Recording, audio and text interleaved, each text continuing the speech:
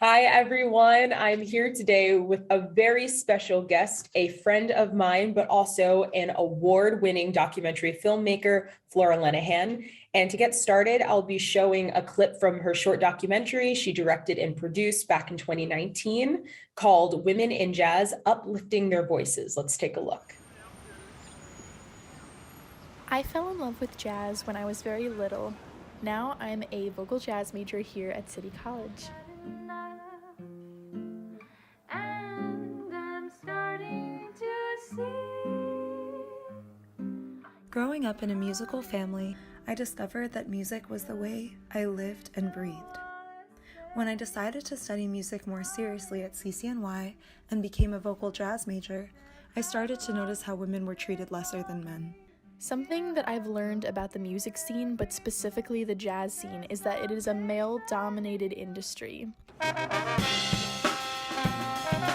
A very common theme is that a majority of the instrumentalists are men, while the vocalists are women. A lot of instrumentalists tend to look down on singers and argue that they aren't musicians. Speaking to other female musicians in the time that I've lived in the city has also made me aware that it's a common theme for women in jazz to be excessively hit on by male musicians. Okay, so thank you, Flora. Thank you for letting me share parts of this documentary, and we're going to have a lot to talk about. But first, I want you to introduce yourself. So, Flora, who are you?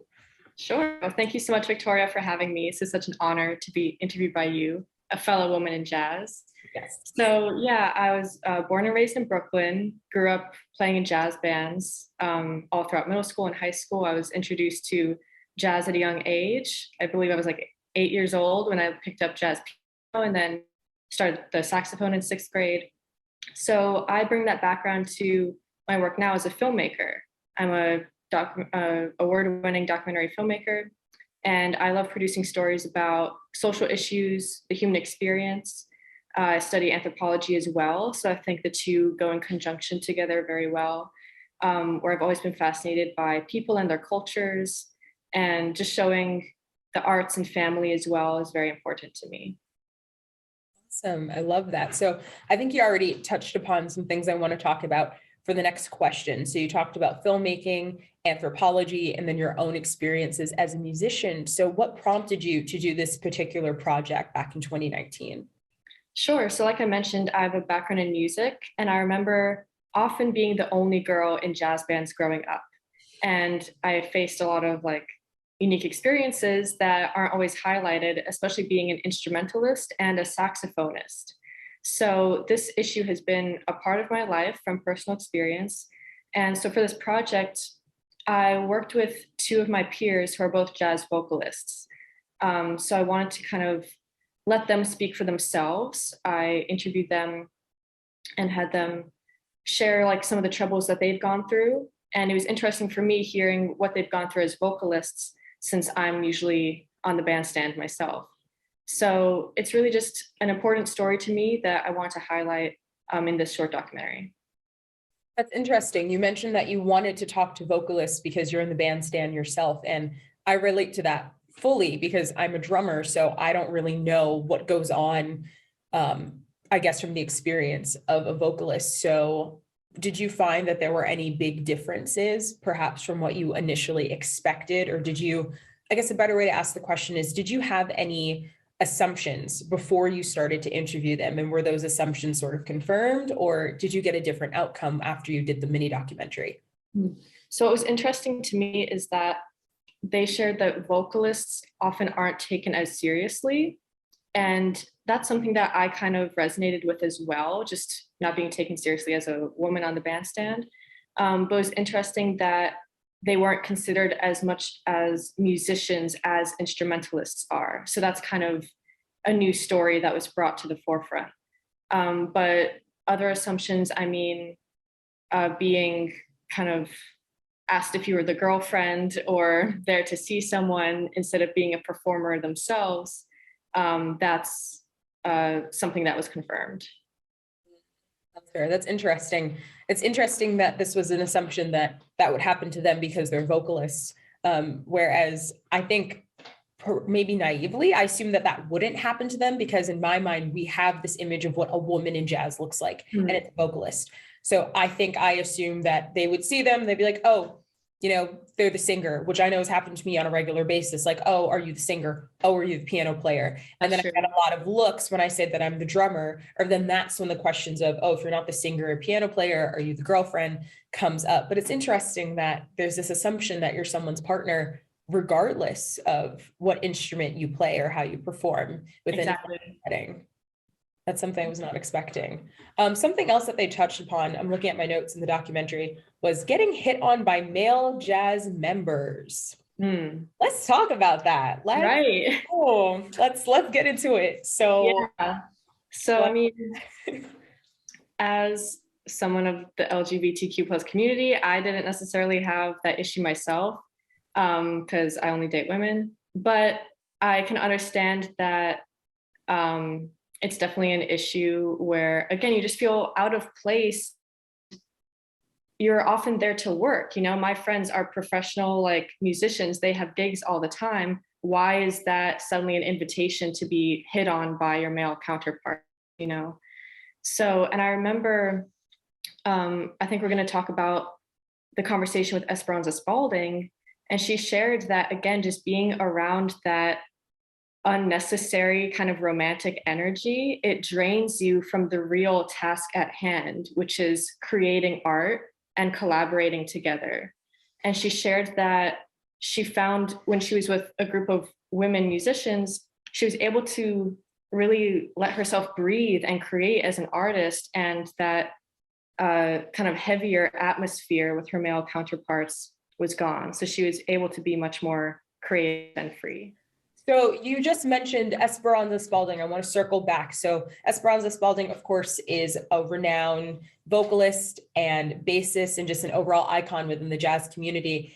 And the particular clip that you were referencing was something we watched earlier, and I'll put it here in a second, from the PBS NewsHour 2018, Female Jazz Musicians Raise Their Voices Against Sexism, talking about the Winter Jazz Fest, and a panel discussion where she talks about being hit on the bandstand and just her experiences being a woman in a male-dominated field. Here's that clip.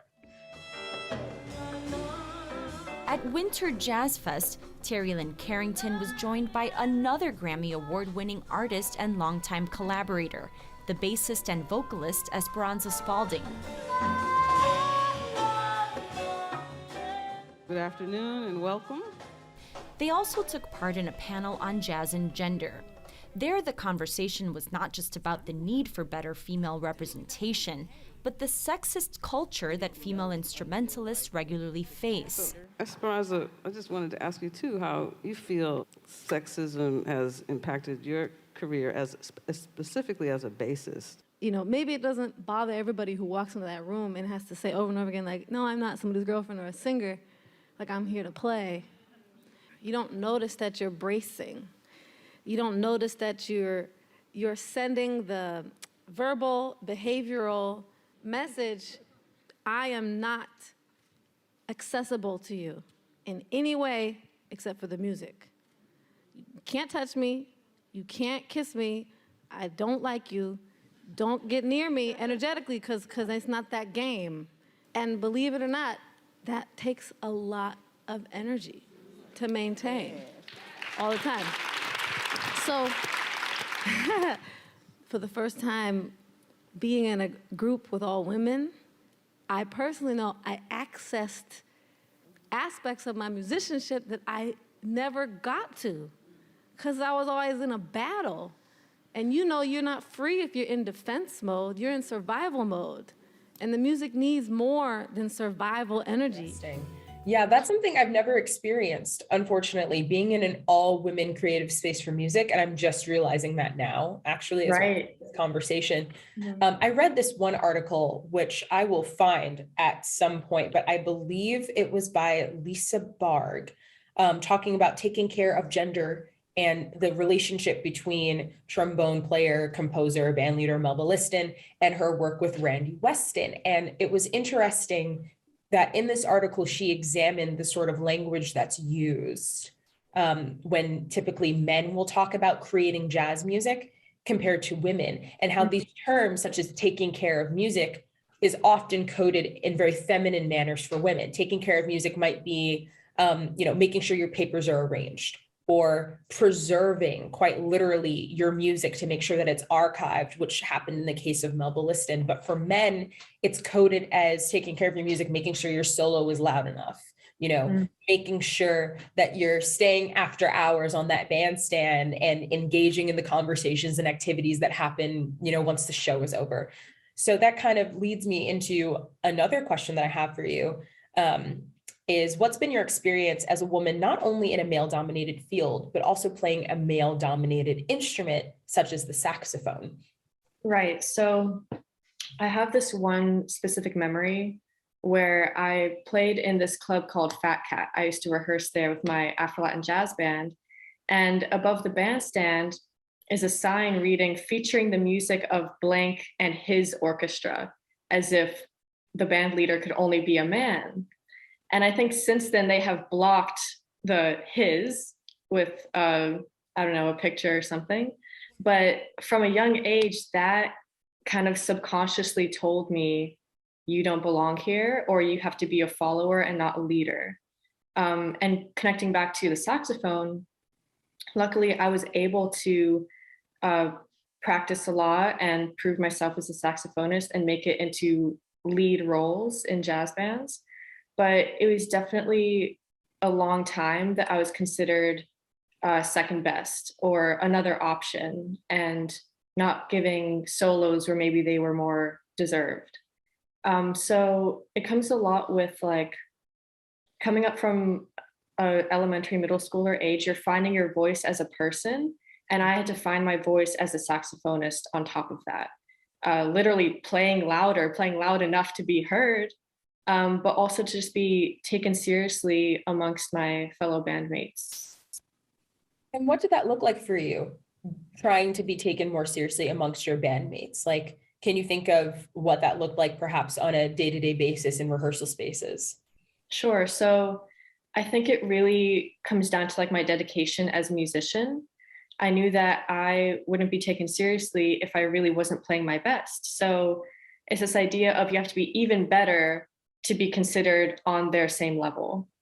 Twice as good to be half as respected, that sort of Exactly. So just really practicing a lot, playing my best, studying music theory, listening a lot to jazz greats. And so really throwing myself into the music and the practice of the art form itself, so that there wouldn't be any other reason for me to be considered second best. And what does that, if you can answer this question, if you can go back to maybe 15, 16, 17-year-old Flora, it's how did that make you feel? Like, what was the emotional sort of toll do you think that took on you? I think there's definitely an aspect of like perfectionism that I really had to like prove myself and again, just play the best that I could. But emotionally, it was kind of like, it just felt like this weight on my shoulder that I always had to deal with, whether it was dirty looks from fellow bandmates, if maybe I played a better solo than them. So some like hints of jealousy. And I'm thinking back to like, even just trying to hang with the guys, but hearing them make misogynistic jokes about women, that was definitely something that was hard to deal with as a young woman. Again, just finding my voice and my values and what I stand for. I often felt like I had to call them out on those things, or I had to stay silent in order to just hang with them, So it was a difficult balance to deal with that. No, I totally resonate with that. Definitely resonate, especially being in spaces where you're trying to like hang, because these people become your friends and in some ways family. When you're practicing, 4 or 5 days a week and you're getting ready for shows, you're traveling sometimes. It's natural for there to be that sense of camaraderie, but you do often find yourselves in that weird in-between space where it's like, that you're a part of the group, but you're not a part of the group, know? There's not, it's not as like cutthroat as I'm making it sound. It's like, of course, there were like support and camaraderie and a family sense of being in a band, but it's just those hints of like, you're not really one of us that Yeah. I sometimes heard. Yeah. And no, you're not making it sound cutthroat at all. It's honest. It's the truth. It's, you know, practicing and having to at times, I know I've been in situations where that was my experience all the time in high school, especially as I got into the more advanced jazz groups. I was the only woman and at times the only person of color as well. So dealing with a bunch of white men in Right. you know, jazz spaces. And there were times where I literally had to yell at them for them to take me seriously. Be like, hey, let's run this part again. Hey, let's run this part again. And if I wasn't yelling and like at times screaming at them to get stuff done, I wasn't taken seriously. And I have a very vivid memory of, you know, performing and winning an award for a drum solo that I did. And before we even got off the stage, one of my band members was like, oh, you only got that award because you're the only girl here. Before Wow. we even gone off the stage. And it's so interesting that just seems to be a common experience with women. I want to shift gears a little bit and talk more about your filmmaking.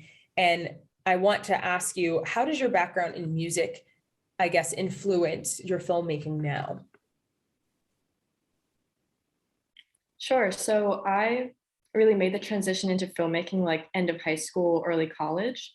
As much as I loved playing music, I knew that I had interests outside of it, like film and anthropology. So I thought film was a great way to combine my love for visual mediums and audiovisual, right? So I knew that I can include music as a soundtrack in my work. So the musicality, my music background definitely lends itself to filmmaking in editing, in finding a rhythm of shots that I use. Just really kind of being a multidisciplinary artist at this point is really what I pride myself in being. Multidisciplinary. I love that. Mm-hmm. So where do you think you see yourself now in terms of your interest in film? Like you spoke about highlighting communities that you're a part of in your film. So can you see yourself working on more films in the future about women in jazz? Definitely. So I made a project back in spring of 2019, and I think my filmmaker has definitely advanced since then, and just my practices and techniques, my production value in general.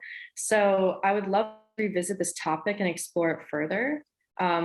This is also a very short documentary with only 2 subjects. Branch out and have several more interviews, different people's experiences, just showing the vastness of what it means to be a woman in jazz. And yeah, definitely highlighting the communities I'm a part of is really important to me, whether it's being a member of the LGBTQ plus community, the child of an immigrant, a woman in film, that's a big thing as well. So just really all encompassing those. I mean, I want to tell the stories that I'm a part of and help tell the stories of my peers as well.